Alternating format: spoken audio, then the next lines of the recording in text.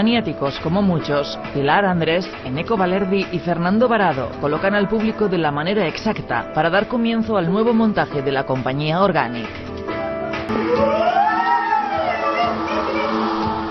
El espectáculo de danza-teatro de la compañía vizcaína retrata con su particular mirada el amplio mundo de las manías.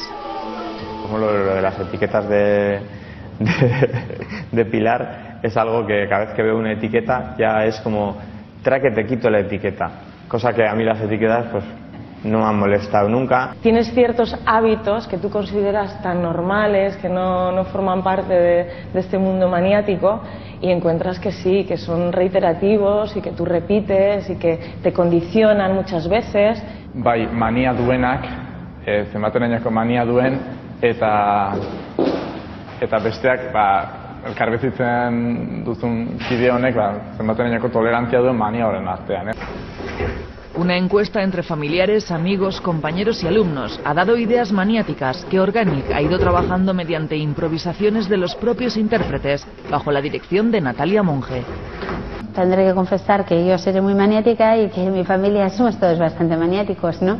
Y en el iceberg de todo esto pues estaría mi ama, ¿no? Que es como el sumo de las maniáticas.